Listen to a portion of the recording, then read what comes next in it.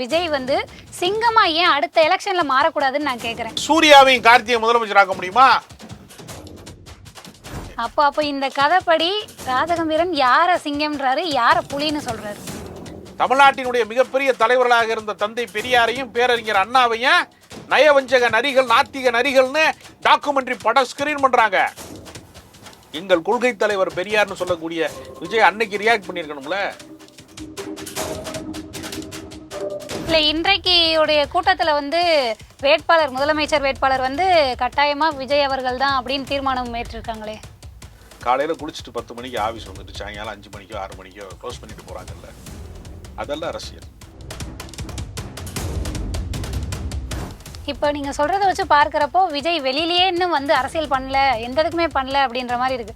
ஆனா கோவையில வந்து நடைப்பயணம் அந்த வேன்ல வந்து வேன் ஷோ நடத்தினாரு. ஆடி அசைஞ்சு தேர் வரலாம், ஆம்புலன்ஸ் வரலாமா? அவசரத்துக்கு அழைக்கக்கூடிய ஆம்புலன்ஸ் ஆடி அசைஞ்சு வரலாமா? சுய லாபத்துக்காக பரந்தூர் மக்களை போய் பார்க்காம இருக்காரு முதலமைச்சர் அப்படின்லாம் சொல்லியிருந்தாரு. இதை நீங்க எப்படி பாக்குறீங்க? ஆள் இல்லாத மைதானத்தில் யார் வேண்டுமானாலும் தன்னை சாம்பியன் என்று கருதி கொள்ளலாம். விளையாட்டில ஜெயிக்கணும்ல. திமுகவை விடவும் சிறந்த கொள்கைகளை, சிறந்த கோட்பாடுகளை, சிறந்த செயல் திட்டங்களை அவர் மக்களுக்கு அறிவிச்சாதான் மக்கள் நம்புவாங்க. 2026 தேர்தல் களம் வந்து விஜய் அவர்களுக்கு சாதகமா இருக்குமா? வணக்கம் சார். வணக்கம் சார், இன்றைக்கு வந்து விஜயோடைய சுற்றுப்பயணத்திற்கு முன்பாக இன்னைக்கு தாவேகா சார்பில் செயற்குழு கூட்டம் நடந்திருக்கு. இதை நீங்க எப்படி பாக்குறீங்க? செயல்படாத தலைவராக விஜய் அவர்கள் கட்சி ஆரம்பித்த நாட்டில் இருந்து மாநாடு நடத்தினாரே தவிர ஒரு சில முறைதான் வெளியில வந்தார். பரந்தூர் விமான நிலையத்துக்கு வந்தார். அண்ணா பல்கலைக்கழக மாணவிக்கு நடந்த அத்துமீறலுக்கு அதற்கு காரணம் என்று சொல்லப்பட்ட ஆளுநருக்கு, காரணம்னா துணைவேந்தரை நியமிக்காத வகையிலே நிர்வாக சீர்கேட்டுக்கு காரணமாக இருந்தார் என்று குற்றம் சாட்டப்பட்ட ஆளுநரை போய் சந்தித்தார். மிக மிக அபூர்வமாகத்தான் அவர் வெளியில வந்தார். ஜனநாயகன் படப்பிடிப்புக்கு தான் அதிக நாட்களை செலவழித்தார். ஒரு அரசியல்வாதியாக விஜய் இன்னும் வந்து முழுமையாக உருமாறவில்லை. ஒரு கூட்டுப்புழு கொஞ்சம் கொஞ்சமாக பரிணாம வளர்ச்சியில் பட்டாம்பூச்சியாக மாறிவிடுகிறது என்று சொல்வார். எனக்கு தெரிந்து அரசியலிலே ஒரு வண்ணத்து பூச்சியாக மாறுகிற வாழ்க்கை வந்து இன்னும் வந்து விஜய்க்கு வந்து சேரவே இல்லை. அதற்கு காரணம் வந்து என்னன்னா, அரசியல் ஆசை அவருக்கு இருக்கலாம், தன்னை அவர் எம்ஜிஆராக கற்பனை செய்து கொள்ளலாம், அவரை பார்த்து விசிலடிக்கக்கூடிய பெருங்கூட்டம் இருக்கலாம். அதையெல்லாம் தாண்டி உங்கள் ரசிகர்களுடைய எண்ணிக்கையை விடவும் பொதுமக்களுடைய எண்ணிக்கை அதிகம், வாக்காளர்களின் எண்ணிக்கை அதிகம். உங்களை எப்படி பார்க்கிறார்கள்? ஒரு தலைவன் உருவாவது என்பது வெறுமனே மேடை பேச்சாலையோ சினிமா கவர்ச்சியாலையோ மட்டுமே ஒரு தலைவன் உருவாகிவிட முடியாது. அதை தாண்டி இந்த தலைவன் இந்த மக்களை காப்பாற்றுவான் என்று நம்புகிற ஒரு நம்பகத்தன்மை அதற்குள் இருக்க வேண்டும். அந்த நம்பகத்தன்மையை யார் பெறுகிறார்களோ அவர்கள்தான் வந்து பொது வாழ்க்கையிலே மிக நீண்ட தூரம் பயணம் செய்வார்கள். சில தலைவர்கள் மீது அந்த நம்பகத்தன்மை மக்களுக்கு தானாக உருவாகும். எம்ஜிஆர், அதாவது ஒரு உதாரணத்துக்கு சொல்றேன், நம்முடைய வீட்டிலே அரிசியிலே உலையை ஏற்றி விட்டு தண்ணியை கொதிக்க வச்சுட்டு அரிசி இல்லாம இருந்தா எம்ஜிஆர் வீட்டு வாசல்ல நின்றா நமக்கு அரிசி கிடைக்கும் என்று ஏழைகள் நம்பினார். அதாவது அந்த அளவுக்கு உதவக்கூடியவர். ஏன் நான் அரிசி வந்து உலையில ஏத்திட்டு போய் அப்படின்னு நான் சொன்னேன்னா, அவ்வளவு குறைந்த நேரத்துக்குள்ள உடனே உதவி செஞ்சுருவாரு. விஜயுமே வந்து இப்போ வந்து உதவி பண்ணிட்டு தானே சார் இருக்காரு. அவங்களுடைய நிர்வாகிகளா இருக்கட்டும், எல்லாருமே வந்து ஹெல்ப் பண்ணிட்டு தானே இருக்காங்க மக்களுக்கு. அதாவது எம்ஜிஆர் செய்த உதவி என்பது தன் சம்பாத்தியத்திலே செய்தது. ஆனா தமிழக வெற்றி கழகத்தில் இருக்கிறவங்க செய்யற உதவி என்பது அந்த பள்ளி மாணவ மாணவியர்களுக்கு பரிசளித்தது. அதை தவிர்த்துட்டு மற்ற விஷயங்கள் எல்லாம் புஷி ஆனந்த் சொன்னாரு. கட்சியினுடைய பொதுச் செயலாளர் என்று அறியப்பட்ட புஷி ஆனந்த் சொன்னாரு, உங்க கை காசை செலவு பண்ணி நீங்க வாங்கி கொடுங்க. கட்சிக்காரங்களப்பா சொன்னாரா இல்லையா? கட்டல் வாங்கி கொடு, வயசான ஆளுக்கு, நடக்க முடியாத ஆளுக்கு இதை வாங்கி கொடு, சாப்பாடு வாங்கி கொடு, எல்லாம் சொன்னாரா? அப்ப எம்ஜிஆர் அரசியல் பண்ணுவார் என்று எதிர்பார்க்கப்பட்ட விஜய் என்ஜிஓ அரசியல் பண்ணிட்டு இருக்காரு. இதை யார் வேணாலும் செய்யலாம்ல. இப்ப நீங்க மழை வெள்ளம் வருது, சென்னை மாதிரி ஊர்ல வந்து தண்ணிக்குள்ள முங்குது, யாருமே பண்ணலன்னு தானே சார் பண்றாரு. இந்த மழை வெள்ளம் வருகிற போது யாரோ நீந்தி வந்து படகுல எல்லாம் வந்து பிரெட் பாக்கெட் எல்லாம் கொடுக்குறாங்கல்ல, அப்ப அவரை முதலமைச்சர் ஆக்கலாமா? உதவி செய்வதற்காக ஒருவரை முதலமைச்சர் ஆக்கணும்னா வெள்ள பேரிடர் காலத்துல ஓடி வந்து உதவக்கூடியவர்களெல்லாம் சட்டமன்ற உறுப்பினர் ஆக்கிடுவாங்களா மக்கள்? அப்படி ஒரு கேள்வி இருக்கிறதுல. சரி, மாணவ மாணவியர்களுக்கு பரிசளிப்பதற்காக ஒருவரை முதலமைச்சராக்கணும்னா அதை 30 ஆண்டுகளுக்கு மேலாக செய்து வரக்கூடிய சிவகுமார் குடும்பத்தில் வந்து முதலமைச்சர் வரணும். சிவகுமாருக்கு மகனாக பிறந்த சூர்யாவையும் கார்த்தியை முதலமைச்சராக்க முடியுமா? நோட்டு புஸ்தகம் வழங்கினாங்க, பரிசு கொடுத்தாங்கன்னு. பொது வாழ்க்கையினுடைய தகுதி என்பது என்னன்னா, அநீதிகளை கண்டு மனம் வெதும்பி போராடி தெருவுக்கு வருவது. புதிய இதுவரைக்கும் மற்ற அரசாங்கங்கள் செய்ய தவறியதை செய்வேன் என்று சொல்வதற்கான புதிய சிந்தனையை உருவாக்குவது, களத்திலே நின்று செயலாற்றுவது. அரசியல் என்பது இப்போ வந்து ஒரு 8 மணி நேரம் வேலை கிடையாது. காலையில் குளிச்சுட்டு 10 மணிக்கு ஆஃபீஸ் வந்துட்டு சாயங்காலம் 5 மணிக்கோ 6 மணிக்கோ க்ளோஸ் பண்ணிட்டு போகிறாங்கல்ல, அதெல்லாம் அரசியல். நடுராத்திரி 12 மணிக்கு தீ பிடிச்சிச்சுன்னா தீயணை போட்டி போகுமா போகாதா? இல்லைங்க, நைட் டைம் டியூட்டி பார்க்க மாட்டேன்னு சொல்லுவாங்களா? ஒரு ஐசியூ வார்டில் இருக்கக்கூடிய ஒரு நர்ஸோ ஒரு மருத்துவரோ நான் வந்து நடுராத்திரிலாம் வேலை செய்ய மாட்டாங்க சொல்ல முடியுமா? உயிர் காக்கிற துறைகளில், மருத்துவ துறைகளில், தீயணைப்பு துறைகளில் மக்களுக்கு சேவை செய்பவர்கள் எப்படி தயார் நிலையில் இருக்கா, அப்படிதான் அரசியல்வாதி. அரசியல்வாதி வந்து எந்த பிரச்சனையாக இருந்தாலும் சரி, மக்கள் பிரச்சனையாக இருந்தா உடனே ரியாக்ட் பண்ணணும். ஒரு கதை உண்டு, காட்டுக்கு ஏன் சிங்க ராஜாவா இருக்கு அப்படின்னு ஒரு கதை உண்டு. அது எலெக்ஷன்ல வந்து செலக்ட் பண்ணாங்களா, ஓட்டு போட்டாங்களான்னு கேட்கக்கூடாது. அப்படி ஒரு கதை உண்டு. என்ன கதை அப்படின்னா, காட்டுக்கு ஏதேனும் ஒரு ஆபத்து வருகிறது, ஒரு பேரிடர் வருகிறது, புலி பதுங்கி தான் பாயும், பார்க்கும் தூரத்துல இருந்து. போனா வேலைக்கு ஆகுமான்னு தான் வரும். யானைலாம் ரொம்ப யோசனை பண்ணி தான் வரும். சிங்கம் மட்டும்தான் உடனே சீற்றமாய் வெளியே வரும். பிரச்சனைகளை கண்டு எவன் முதலில் பொங்குகிறானோ அதுதான் முக்கியம். யார் முதலில் தன்னை ஒப்படைக்கிறானா அவன் தான் தலைவனாக முடியும்.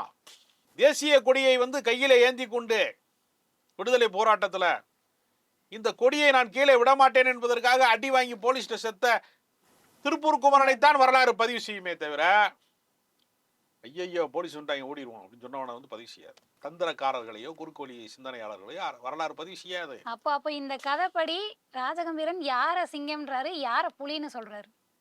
நான் தலைவர்களுக்கான பொது இலக்கணத்தை தான் நான் சொல்றேன். ஏன் எம்ஜிஆர் ஜெயிச்சார்? அவர் சினிமாக்காரராக இருந்ததுனால தான் ஜெயிச்சார்னு கொஞ்சம் பேர் தப்பா கருதிட்டு இருக்கான். அவர் சினிமாவில் இருந்தார், ஆனால் மிக தீவிரமாக அரசியலை அவர் கற்றுக்கொண்டு 1952 திமுக சேர்றாரு. 1949 திமுக தோன்றுகிறது. 52 எம்ஜிஆர் திமுகவில் சேர்றாரு. 62 72 வரைக்கும் தனி கட்சி வந்து 72 தொடங்குறாரு. 20 ஆண்டு காலம் திமுகவில் தீவிரமாக செயலாற்றி இருக்கிறார், பணியாற்றி இருக்கிறார். அதனால 20 வருட அரசியல் அனுபவம் இருந்ததுனால ஒரு கட்சிக்காரனை எப்படி கையாள வேண்டும், ஒரு கட்சிக்குள்ள 2 நிர்வாகிகளுக்குள்ள பிணக்கு வந்தால், மன பேதங்கள் வந்தால் எப்படி தீர்த்து வைக்க வேண்டும், எப்படி நிர்வாகம் செய்ய வேண்டும், ஒரு அரசியல் பயிற்சி அவருக்கு 20 ஆண்டு காலம் இருந்துச்சு. அதனால 72 கட்சி ஆரம்பிக்கிறாரு, 77 வந்து முதலமைச்சர் ஆயிட்டார். 25 ஆண்டு கால அரசியல் அனுபவத்திலே தான் எம்ஜிஆர் அந்த இடத்திற்கு வந்தாரே தவிர, ஜனநாயக ஷூட்டிங் முடிச்சுட்டு ஒரு 2 மாசம் மட்டும் நான் அப்படி சுற்றுப்பயணம் போறேன், நான் சும்மா தான் இருக்கேன், அதுக்கு பின்னாடி ஜனநாயக ஷூட்டிங் முடிச்ச பின்னாடி நான் வேணா சிஎம் ஆகிறேன் அப்படின்லாம் எம்ஜிஆர் கேட்கல. அவ்வளவு எளிதல்ல. மக்களை நம்பக்கூடிய இடத்தில் நீங்கள் நகர்வது என்பது எளிதல்ல. அதற்கு ரொம்ப அசுரத்தனமான உழைப்பு வேணும். அந்த உழைப்பு இதுவரைக்கும் விஜய்கிட்ட இல்ல. ஏன் அப்படின்னா, தாவேகா தலைவர் வந்து விஜய் வந்து சிங்கமா ஏன் அடுத்த எலெக்ஷன்ல மாறக்கூடாதுன்னு நான் கேக்குறேன். இப்போ நீங்க பாக்குறதுக்கு இன்னும் காலங்கள் இருக்குல்ல, அந்த இடத்துல ஏன் அவர் சிங்கமா மாற மாட்டாரா? சிங்கமாக மாறுவதுங்கிறது அர்த்தம் என்னன்னா, உடனடியாக தன்னை தயார் செய்து கொள்வதுங்கிறத தான் நம்ம அப்படி சொல்றோம். அவர் உடனடியாக எந்த பிரச்சனைக்குமே வரலையே. இங்க ஒரு உதாரணத்துக்கு சொல்றேன். இன்றைய தீர்மானத்துல ஒரு கருத்தை அவர் வெளியிட்டிருக்கார். என்ன கருத்து வெளியிட்டிருக்காருன்னா, மதத்தின் பெயரால் பேதங்கள் வளர்ப்பதை தமிழக வெற்றி கழகம் வந்து ஏற்றுக்கொள்ளாது. பாஜகவினுடைய மத பேதங்களை தமிழக வெற்றி கழகம் ஏற்றுக்கொள்ளாது. இது என்னைக்கு சொல்லணும்? இது கந்தர் மலையா சிக்கந்தர் மலையா என்று மத பிரச்சனையை பாஜக தூண்டுகிற அன்றைக்கு வந்து இதை நான் ஏற்றுக்கொள்ள மாட்டேன்னு விஜய் சொல்லியிருந்தார்னா, விஜய் அரசியல் தலைவர். எப்ப சொல்றீங்க? முருகன் மாநாடு என்கிற பெயரிலே மத துவேஷ கருத்துக்களை பேசுகிறார்கள். இங்கே இஸ்லாமியர்களுக்கு எதிரான கருத்துக்களை அந்த மாநாட்டின் வழியாக பேசுகிறார்கள். தமிழ்நாட்டினுடைய மிகப்பெரிய தலைவர்களாக இருந்த தந்தை பெரியாரையும் பேரறிஞர் அண்ணாவையும் நயவஞ்சக நரிகள், நாத்திக நரிகள்னு டாக்குமெண்ட்ரி படம் ஸ்கிரீன் பண்றாங்க. எங்கள் கொள்கை தலைவர் பெரியார்னு சொல்லக்கூடிய விஜய் அன்னைக்கு ரியாக்ட் பண்ணியிருக்கணும்ல. மதுரையில் அடிச்சா மானாமரில் வந்து மீசு துடிக்குதுமா, இல்லை அது மாதிரியா துடிக்கிறது? உடனடி ரியாக்ட் பண்ண வேணாமா? ஆடி அசைஞ்சு தேர் வரலாம், ஆம்புலன்ஸ் வரலாமா? அவசரத்துக்கு அழைக்கக்கூடிய ஆம்புலன்ஸ் ஆடி அசைஞ்சு வரலாமா? 108க்கு ஃபோன் பண்ணுறிய, இல்லைங்க வெயிட் பண்ணுங்க நாங்கள் சாப்பிட்டுக்கிட்டு இருக்கோம், கொஞ்சம் ரிலாக்ஸ் பண்ணுங்க, 1 ஹவர் கழிச்சு வரேன்னு சொல்லுவாங்களா? அது உயிர் காக்கிற துறை. அரசியலும் ஏறத்தாழ அப்படித்தான். ஆனால் விஜய் இடத்துல இருக்கக்கூடிய கால தாமதம் இருக்குல்ல, சட்டென்று முடிவெடுக்கிற தன்மை அவர்கிட்ட இல்லை. தலைமை பண்பு என்பதே முடிவெடுக்கக்கூடிய திறன் தான். டிசைடிங் அத்தாரிட்டி தான் தலைமை பண்பு. இல்ல இன்றைக்கு உடைய கூட்டத்துல வந்து வேட்பாளர், முதலமைச்சர் வேட்பாளர் வந்து கட்டாயமா விஜய் அவர்கள் தான் அப்படின்னு தீர்மானம் ஏற்றிருக்காங்களே. அவங்க கட்சிக்காரங்க அவங்களுக்கு தான் தீர்மானம் ஏற்றுவாங்க. விடுதலை சிறுத்தையில வந்து திருமாவளவன் தான் முதலமைச்சர் ஆகணும்னு வன்னியர் சொல்றாரு. எல்லா கட்சிக்காரங்களும் அவங்க கட்சிக்காரங்க முதலமைச்சர் ஆகிறது தானே விரும்புவாங்க. இல்ல நீங்க சொல்றதை வச்சு நான் சொல்றேன். மக்கள் தீர்மானிக்கிறார்களா? தமிழக வெற்றி கழகத்தில் இருக்கக்கூடிய ஒரு ரசிகர்களோ தொண்டர்களோ விஜய் முதலமைச்சராக வேண்டும் என்று விரும்புகிறார்கள், நான் ஒத்துக்கிறேன். தமிழ்நாட்டினுடைய வாக்காளர்கள் எல்லாருமே விஜய் தான் முதலமைச்சராகணும் விரும்புகிறாங்களா? விரும்பினாத்தான் வெற்றி பெற முடியும். அப்படி இல்லாம அவர் அப்படி வந்துடுவாரு, இவர் இப்படி வந்துடுவாரு அப்படின்னு சொல்லிக்கிட்டே இருந்தா மக்களுக்கும் உங்களுக்கு என்ன சம்பந்தம் நான் கேட்குறேன். பனையூர் பங்களாவில் போய் அவரை சாமானியன் சந்திக்க முடியுமா? அவன் கட்சிக்காரன் சந்திக்க முடியுமா? முதல்ல பொய்ப்பிரிவு பாதுகாப்பு வச்சிருக்கீங்க. உங்களை வந்து பாதுகாப்பதற்கு பாக்சர்கள் என்று சொல்லக்கூடிய குண்டர்களை கூட வச்சிருக்கீங்க. தொண்டர்கள் உங்களை தொடர்பு கொள்ளக்கூடாது என்பதற்காக குண்டர்களை கூட வச்சிருக்கலாம் இல்லையா? நீங்க பாக்சர்கள் எதுக்கு உங்களுக்கு? மக்கள் என்ன செய்வான்? கை கொடுக்குவான், என்ன பண்ணிடுவான்? விஜய கடு சின்றுவானா? அப்படி கிடையாது இல்லையா? அப்ப மக்களை நேசிக்க பழகணும். மக்களோட மக்களாக நீங்கள் கலப்பதற்கு நீங்க பழகணும். ராகுல் காந்தி வந்து பாரத் ஜோடோ யாத்திரையெல்லாம் நடத்துறாரு, போற வழியில மக்களை சந்திக்கிறாருல, அவரை விட நீங்க பெரிய தலைவரா? அவர் இந்தியாவுக்கே பிரதமராகுவதற்கான எல்லா தகுதியோட இருக்கிறாரு, அவரை விட விஜய் பெரிய தலைவரா? மக்களை சந்திப்பதில் உங்களுக்கு தடை இருக்கக்கூடாது. ஒரு ஸ்வீட் பாக்ஸ் வாங்கினா கூட சுவரேறி குதிக்கிறாரு ராகுல் காந்தி. அந்த தன்மை வேணும், சாமானிய மக்களுக்கான அந்த தன்மை வேணும். அந்த தன்மையை விஜய் இன்னும் அடையலை. விஜய் தன்னை ஒரு மேட்டிமை மிக்கவராக, மேம்பட்டவராக கருதி கொள்கிறார். தனி விமானத்தில் பயணிக்கிறார். மக்களோட மக்களா பயணிச்சா என்ன ஆகும்? கூட்டம் வந்துடும், செல்ஃபி எடுப்பாங்க, நல்லா இருக்கலான்னு கேட்டுருவாங்க, கை குலுக்கிடுவாங்க, கையை கழுவணும் இல்லையா? அதுக்கு தானே தனி விமானத்தில் போறாரு. ரசிகர்களை தொந்தரவாக கருதுகிறவர் எப்படி தலைவராக இருக்க முடியும்? இப்போ மக்கள் கூட்டத்தில் நீங்க நீந்துறதுக்கு தயாரா இல்லையே. மக்களை பார்த்து அச்சப்படுகிறவன் மக்களின் தலைவனாக எப்படி மாற முடியும்? காந்தி போகிற இடமெல்லாம் விடுதலை போராட்டத்தில் மக்கள் திரண்டாங்களா இல்லையா? காமராஜருக்கு பின்னாடி திரண்டாங்களா இல்லையா? கலைஞருக்கு பின்னாடி மக்கள் திரண்டாங்களா இல்லையா? எம்ஜிஆருக்கு வராத கூட்டமா விஜய்க்கு வந்துடும்? எல்லா தலைவர்களுக்கும் பெரிய தகுதி என்ன? மக்களை திரட்டுவதான தகுதி. இப்போ நீங்க சொல்றதை வச்சு பார்க்கறப்போ விஜய் வெளியிலேயே இன்னும் வந்து அரசியல் பண்ணல, எந்த இதுக்குமே பண்ணல அப்படின்ற மாதிரி இருக்கு. ஆனா கோவையில வந்து நடைப்பயணம் அந்த வேன்ல வந்து வேன் ஷோ நடத்தினாரு.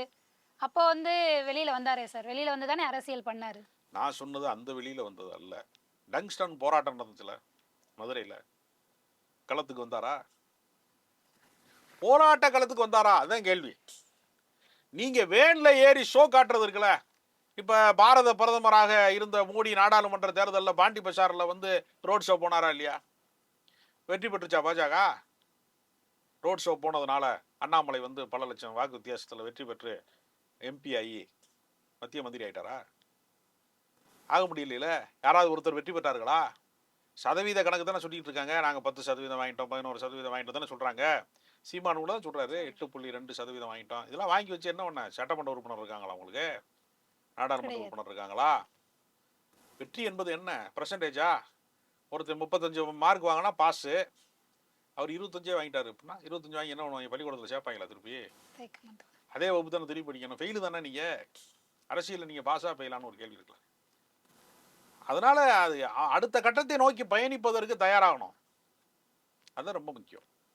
சார், இன்னைக்கு நடைபெற்ற செயற்குழு கூட்டத்துல பார்க்கணும் அப்படின்னா, குறிப்பா திரு விஜய் அவர்கள் வந்து முதலமைச்சர சாடி பேசியிருந்தாரு. என்ன அப்படின்னா, சுய லாபத்துக்காக பரந்தூர் மக்கள போய் பார்க்காம இருக்காரு முதலமைச்சரு அப்படின்லாம் சொல்லியிருந்தாரு. இத நீங்க எப்படி பார்க்குறீங்க? பரந்தூர் விமான நிலையம் என்பது முதல்ல மத்திய அரசாங்கத்தோட ப்ராஜெக்ட். விமான நிலையம் வந்தால் தமிழ்நாட்டில், அதாவது தமிழ்நாட்டின் தலைநகராக இருக்கக்கூடிய சென்னை மாநகரத்தில் ஏற்கனவே இருக்கிற விமான நிலையம் என்பது போதுமானதாக இல்லை. ஏன்னா பல சர்வதேச நிறுவனங்கள், பல கார்ப்பரேட் கம்பெனிகள், பல நிறுவனங்கள் இங்கு வந்து கொண்டே இருக்கிறது தொழில் தொடங்குவதற்கு. விமான சேவை என்பது நேரம் மிக குறைவாக பயணம் செய்வதற்கான வாய்ப்பாக இருக்கிறது. ஒரு காலத்தில் கப்பலுக்கு வந்து பயணம் பண்ணி போவாங்க. அந்தமானுக்கு வந்து கப்பலில் ஏறி போனால் 2-3 நாள் ஆகும். 3 நாள் கழிச்சு போக முடியும். 30 நிமிடங்களுக்குள்ளோ 40 நிமிடங்கள்லையோ ஒரு விமானத்தின் வழியாக உடனே அது கடக்க முடியுது கடலை. அப்போ நேரத்தை குறைத்து ஒரு பயணத்தை வேகமாக நிகழ்த்துகிற வாய்ப்பு விமானத்தில் இருக்கு. தொழில் சார்ந்தவர்கள், ஏற்றுமதி சார்ந்தவர்கள், விமான நிலையம் இருந்தால் தான் சில கம்பெனி தொடங்குவாங்க. இளைஞர்களுக்கு வேலை வாய்ப்பை உருவாக்க வேண்டிய அவசியம் இருக்கிறது. இப்போ நான் என்ன கேட்குறேன், விமான நிலையம் வேண்டாம்னு சொல்ற விஜய் விமானத்தை பயன்படுத்துறாரா இல்லையா? இல்ல, அவர் வந்து அந்த குறிப்பிட்ட இடத்துல பயன்படுத்த வேண்டாம்னு தான் சொல்றாரு. அப்ப அதுக்கு மாற்று இடம் சொல்லுங்க. எங்கே மாற்று இடம் வேணும்னு சொல்லுங்க. மாற்று இடம் 2-3 இடம் தேர்வு செஞ்சாங்க. கல்பாக்கத்துக்கு பக்கத்தில் போய் வச்சோம்னா அணு உலை வெடிச்சிச்சுன்னா மொத்தமாக காலி ஆயிடுவோம். ஒரு சமீபத்தில் தான் ஒரு விமானம் டேக் ஆஃப் ஆனவனையே எரிஞ்சு வச்சு ஒருத்தர் மட்டும் உயிர் பிழைச்சாரு. அகமதாபாத் விமானம், ஏர் இந்தியா விமானம் இல்லையா? அப்போ பாதுகாப்பு என்பது ரொம்ப முக்கியம். கல்பாக்க அணு உலை இருக்கிற இடத்துல விமான நிலையம் வைக்க முடியாது. வேறு சில மாற்று இடங்களும் தேர்வு செஞ்சாங்க. அதில் ஃபைனல் பண்ணது சென்ட்ரல் கவர்மெண்ட் தான், ஒன்றிய அரசாங்கம் தான் அதை தேர்வு செய்தாங்க. மாநில அரசுக்கு வேலை என்னன்னா அதற்கான நிலங்கள் எங்கெங்க இருக்கிறது அப்படின்னு அவங்க தேர்வு செய்தது காட்டுறாங்க. இது வந்து நல்ல இடமா இருக்கு, இது பரந்துபட்ட இடமாக இருக்கிறது, பெரிய இடமாக இருக்கிறது, தேவைப்படக்கூடிய அளவுக்கு இடங்கள் இருக்கிறதுன்னு இங்கே வச்சிருக்காங்க. ஸ்ரீபெரும்புதூரிலே விமான நிலையம் வர வேண்டும் என்று முதல் கட்டமாக ஒரு முயற்சி செய்தார். இப்போ நடைமுறையில் எது வந்து வசதியாக இருக்கும்? இப்போ அந்த மக்களுடைய உணர்வுகள் மதிக்கப்படணும், அதில் ஒன்றும் மாற்றுக்கிறது கிடையாது. அதை வைத்து கொண்டு அரசியல் செய்வது அப்படிங்கிறது இருக்கு இல்லையா? இப்போ நடைமுறை வாழ்க்கையில் இப்போ நம்ம பயன்படுத்தக்கூடிய எல்லாமே, இப்போ பெட்ரோலுக்காக தான் உலகத்தின் மிகப்பெரிய யுத்தங்கள் நடக்கிறது. பல இடங்களில் மீத்தேன் எடுக்க போகிறோம்னு சொல்கிறாங்க இல்லையா? பெட்ரோலுக்கான எல்லா மூலப்பொருட்களும் அங்கிருந்து கிடைக்கிறது. அப்போ நவீன வாழ்க்கையில் பல மாற்றங்கள் நிகழ்ந்து கொண்டே இருப்பதில் எல்லாத்துலையும் இழப்பு இருக்குது. இயற்கையை அழிக்காமல், காட்டை அழிக்காமல் நாட்டை உருவாக்க முடியவில்லை. நீங்கள் வந்து நிறையா ஊர்களில் பஸ் ஸ்டாண்டு குளத்துல தான் கட்டியிருக்கிறாங்க. நீர்நிலை ஆக்கிரமிப்புகளை எல்லாமே உடனடியாக அகற்ற வேண்டும் அப்படின்னு மதுரை ஹைகோர்ட்டு உத்தரவு போட்டுச்சு. ஒருத்தர் மனு கொடுத்தார், ஒரு அட்வொகேட்டு. ஐயா, உலகநீரி கம்மால தான் நம்ம ஹைகோர்ட்டே இருக்கு. அதுவும் நடக்குது. நீர்நிலைகளே அகற்றணும்னா முதல்ல என்ன செய்யணும்? மதுரை ஹைகோர்ட்டை உடைக்கணும். முதல்ல நீதிபதி உத்தரவு போடுவாரா ஹைகோர்ட்டை உடைக்கிறதுக்கு? அப்போ இன்னைக்கு இயற்கையை வந்து அழிப்பது என்பது தவறானது என்று நம்ம சொல்லி கொண்டாலும் நடைமுறையில் இயற்கையை அழிக்காமல், காட்டை வெட்டாம நகரங்கள் உருவாகலை. அப்போ இதற்கான ஒரு சிக்கல் இருக்கிறது. அது அந்த மக்களோடு பேசி முடிவெடுக்க வேண்டிய ஒரு சிக்கல் அதில் இருக்கிறது. சார், இன்னொன்று, இது வரைக்கும் விஜய் அவர்கள் வந்து அதிமுகவை பற்றி ஒரு வார்த்தை கூட வாய் திறக்காம இருந்தார். இன்னைக்கான கூட்டத்தில் வந்துட்டு அதிமுகவோடையும் கூட்டணி கிடையாது அப்படின்னு தெளிவாக சொல்லியிருக்காரு. இதை நீங்கள் எப்படி பார்க்குறீங்க? அது அதிமுகவிலே வந்து எம்ஜிஆர் கிடையாது, ஆனால் அது எம்ஜிஆரின் கட்சியாக இருக்கிறது. எம்ஜிஆர் உயிரோடு கிடையாது. ஜெயலலிதாவின் கட்சியாக இருக்கிறது. ஜெயலலிதா உயிரோடு கிடையாது. தன்னை ஒரு எம்ஜிஆராக கருதி கொள்ளக்கூடிய விஜய் வந்து அந்த அதிமுகவில் இருக்கக்கூடிய வாக்கு வங்கி தனக்கு வந்துவிடும் என்று ஒரு அரசியல் கணக்கு போடுகிறார். பாஜக தமிழ்நாட்டினுடைய நலன்களுக்கு எதிரான கட்சியாக இருக்கிறது என்பதனால தமிழ்நாட்டு வாக்காளர்கள் வந்து பாஜகவிற்கு வாக்களிக்க மாட்டாங்க. அதனால அவர்களை கொள்கை எதிரி, மதவாத ரீதியாக கொள்கை எதிரி என்று விஜய் சொல்றார். அவருடைய ஒரே குறிக்கோள் என்ன? திமுகவை வீழ்த்துவது. திமுகவை அவரால் வீழ்த்த முடியுமா என்று ஒரு கேள்வி இருக்கிறது. ஏன்னா 75 ஆண்டு காலம் திமுக ஒரு நீண்ட பாரம்பரியம் கொண்டிருக்கக்கூடிய அரசியல் கட்சி. அதற்கு பெரிய கட்டமைப்பு இருக்கிறது, பெரிய வசதி இருக்கிறது. அந்த கட்சியை வெல்வதற்கு அதைவிட சிறந்த கொள்கைகள் உருவாக்கப்படணும். அவர்களை விட அதிகமாக செயல்படக்கூடிய செயல் வீரர்களை உருவாக்கணும். அது அவர்களைப் போலவே மொழி போராட்டத்தில் இருந்து பல்வேறு போராட்டங்களிலே தங்களை ஒப்படைக்கிற ஒரு பெரிய தியாகத்தை ம். செய்ய வேண்டும். இதெல்லாம் செய்து நீண்ட அரசியல் பயணம் செய்தால்தான் திமுக வெல்ல முடியுமே தவிர, திமுகவை வந்து திடீர்னு போய் ஒரு நாள் ஜனநாயக ஷூட்டிங்லாம் முடிச்சுட்டு 2 மாச கேப்ல எல்லாம் வீழ்த்திட முடியாது. அதற்கு நிறைய உழைக்கணும். அந்த உழைப்பு விஜயிடம் இல்லை. அதனால அவர் வெல்ல முடியாது என்பது என்னுடைய கருத்து. இன்னொன்னு பர்ட்டிகுலரா சொல்லியிருக்காரு. சுய லாபத்துக்காக நாங்க வந்து கூட்டணி வைக்கிறதுக்கு அதிமுகவோ, இல்ல திமுகவோ இல்ல அப்படின்ற ஒரு கருத்த முன் வச்சிருக்காரு. இத நீங்க வந்து ஒரு தலைவர் வந்து முன்னாடி மேடையில சொல்றாரு. அதுவும் பிரதான கட்சிகள தாக்கி சொல்றாரு. இத நீங்க எப்படி பார்க்குறீங்க? ஏற்கனவே பாஜகவுக்கு எதிராக பேசியவர்கள் பல பேர் பாஜக கூட்டணியில் இருந்திருக்காங்க. சமீபத்தில் கூட மருத்துவர் ராமதாஸ் பற்றி ஒரு வீடியோ உலா வந்தது. அவர் பாஜகவை குறித்து கடுமையா திட்டுறாரு. ஆனா இன்றைக்கு வந்து அன்புமணி அவர்கள் அமித்ஷாவை பார்ப்பதற்கு டெல்லி போறாரு. அதனால அதிகாரத்திலே இருக்கக்கூடிய எந்த அரசியல் கட்சியாக இருந்தாலும் 100% புறக்கணிக்க முடியாது என்கிற கலதார்த்தம் இருக்கிறது. அதனால மாநில அமைச்சராக இருக்கிறவங்க, மாநிலத்தை கைப்பற்றக்கூடிய இடத்துல இருக்கக்கூடியவங்க, அதிமுக திமுக தேவை கருதி கூட்டணி வச்சிருக்கிறாங்க. இப்ப இவரை பொறுத்தவரையில என்ன, இவர் இன்னும் அதிகாரத்துக்கு வராதவர். அதிகாரத்துக்கு வராத பட்சத்துல நான் வந்து சொல்லலாம், ஆள் இல்லாத மைதானத்துல யார் வேண்டுமானாலும் தன்னை சாம்பியன் என்று கருதி கொள்ளலாம். விளையாட்டில ஜெயிக்கணும்ல. வெற்றி பெற்றதற்கு பின்பு இதையே சொல்வாரா, ஜெயித்ததற்கு பின்பு சொல்வாராங்கிற ஒரு கேள்வி இருக்கு. அது காலம்தான் பதில் சொல்லணும். அதனால விஜய் அவர்கள் வந்து பாஜகவை வந்து இன்றைக்கு விமர்சிக்கிறார், என்றைக்கும் விமர்சிப்பாரா என்ற ஒரு கேள்வி. அதேதான். அதே கேள்விதான் சார். சொல்வாரா? உங்களுடைய கருத்து என்ன அதுல? என்னுடைய கருத்து, அவர் கொள்கையில் நிலை பெற்றவராக இருப்பார் என்று நான் நம்பல. ம். ஏன்னா அவர் நிறைய விஷயங்கள்ல நிலைப்பாட்டை மாற்றிக்கொண்டு தான் இருக்கிறாரு. அவருக்கு வந்து கொள்கை புரிதல் இருக்கிறதா, அரசியல் தெளிவு இருக்கிறதா அப்படிங்கிறது அவர் இன்னும் வெளிப்படுத்தவே இல்லை. போய் எழுதி வச்சு படிக்கிறாரு. சுய சிந்தனை அவருக்கு இருக்கிறதா, இன்னும் பல கேள்விகள் இருக்கிறது. சொன்னதே தான் திரும்ப சொல்லிட்டே இருக்கார், திமுக வீழ்த்தணும் வீழ்த்தணுங்க. அதுதான் பாஜக சொல்லுது, அதைத்தான் ஏடிஎம்கே சொல்லுது. அது அது ஒரு கொள்கை கிடையாது. திமுகவை விடவும் சிறந்த கொள்கைகளை, சிறந்த கோட்பாடுகளை, சிறந்த செயல் திட்டங்களை அவர் மக்களுக்கு அறிவிச்சாதான் மக்கள் நம்புவாங்க. திமுக வீழ்த்துங்க வீழ்த்துவேன்னா எப்படி வீழ்த்த முடியும்? அது மக்கள் ஏற்க மாட்டாங்க. சார், ஆரம்ப காலகட்ட விஜய்க்கும், இப்ப இருக்கிற விஜய்க்குமான வித்தியாசம் என்னவா இருக்கு? இத நீங்க எப்படி பார்க்குறீங்க? அரசியல்லையா? அரசியல்ல. இல்ல, தொடக்க நிலையில இருந்து அவர் ஒரே பாட்டை தான் பாடிக்கிட்டு இருக்காரு. ஒரே பல்லவி ஒரே ராகம் தான் எப்பொழுதுமே. கொஞ்சம் கூட மாற்றமே இல்ல. வந்து மீடியாவ எந்த இதுவுமே சந்திக்கல. இப்போ வந்து கொஞ்சம் மீடியாவ சந்திக்கிறாரு. இப்ப மட்டும் என்ன மீடியா எங்க செஞ்சாரு? இன்னைக்கு வந்து செயற்குழு கூட்டம் நடந்திருக்கு. இதுக்கு முன்பாக வந்து பாதிக்கப்பட்ட இடங்கள்ல அந்த அஜித் குமாருடைய வீட்டுக்கு நேரடியா போய் இல்ல, சந்திச்சிருக்காரு. அவர் ஏற்கனவே அனிதா மரணத்திற்கு போயிருக்கிறாரு. ம். ரசிகர் ஒருவன் தற்கொலை செய்து கொண்டதுக்கெல்லாம் போயிருக்காரு. பல பிரச்சனைகளுக்கு அவர் நேரா போயிருக்காரு. போகவே இல்ல சார், இல்லைன்னா கட்சி ஆரம்பிச்சதுக்கு பிறகு இதுதானே முதல் தடவ. இல்ல, அவர் போயிருக்கிறாரு. அவர் மட்டுமா போயிருக்கிறாரு? எல்லா அனைத்து கட்சியும் போயிருக்காங்க. ம். திமுக சார்பா அவங்க அமைச்சர் அனுப்பி வச்சிருக்கிறாங்க. எல்லாருமே, பல கட்சிகள் வந்து எச் ராஜா கூட தான் போயிருக்காரு.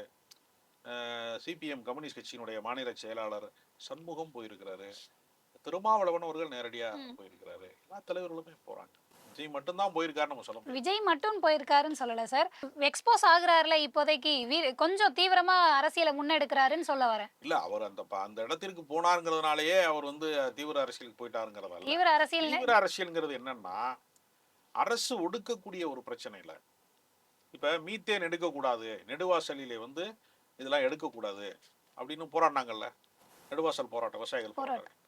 அந்த மாதிரி ஒரு மத்திய அரசாங்கத்தினுடைய போராட்டம், அணு உலையை நாங்கள் எதிர்க்கிறோம் அப்படின்னு கூடங்குளத்துல போராடினாங்கல்ல, அது மாதிரி வந்து ஒரு அரசுக்கு எதிரான கடுமையான போராட்டத்துல தொடர்ந்து பரந்தூரை கூட பாத்தீங்கன்னா ஒரு 1000 நாட்களுக்கு மேலாக போராடுறாங்கல்ல.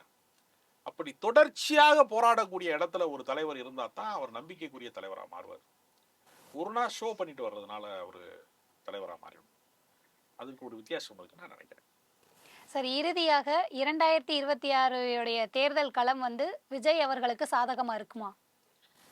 விஜய் அவர்கள் வந்து குறைந்தபட்ச பெர்சன்டேஜ் என்ன, அவருடைய வாக்கு சதவீதம் என்ன என்பது தெளிவாக தெரியும்.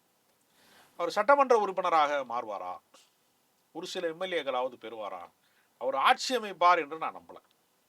அவர் ஆட்சி அமைப்பதற்கு அதற்கு நீண்ட பயணம் செய்யணும். உடனடியாக அவர் ஆட்சி அமைக்க முடியாதுன்னு என்னுடைய கருத்து. அப்போ 2ஆம் இடமாவது அவருக்கு முன்னே? 2வது இடத்துக்குலாம் வாய்ப்பு இல்லை. 2வது இடம் அதிமுக தான் வரும். எப்படி சார் சொல்றீங்க?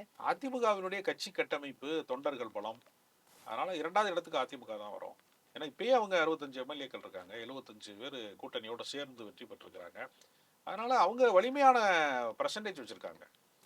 நீங்க அதனால இவர் ஒரு 10% வாக்கு வங்கிக்கு பக்கத்துல வருவார் என்று நம்பப்படுகிறது. தமிழ்நாட்டிலே 30% வாக்கு வங்கியை யார் தாண்டுகிறார்களோ அவர்கள் தான் ஆட்சி அதிகாரத்துக்கு வர முடியும். 10%க்கு கீழான வாக்கு வங்கி வைத்திருக்கிறவர்கள் எதிர்க்கட்சி அரசியல் தான் செய்ய முடியுமே தவிர முதன்மை சக்தியாக மாற முடியாது. அதனால விஜய் வந்து இந்த ஆட்சியை வீழ்த்திடுவார், முதலமைச்சர் ஆயிடுவார் என்கிற மூட நம்பிக்கை எனக்கு கிடையாது. ஆனால் குறைந்தபட்ச வாக்கு சதவீதம் அவருக்கு எவ்வளவு? இப்போ சீமானுக்கு 8.2, பாஜகவிற்கு ஒரு 10%, இப்படி ஒரு தடவை ஒரு கட்சி கணக்கு சொல்றாங்க. அந்த இடத்திற்கு வந்து சேர்வார்.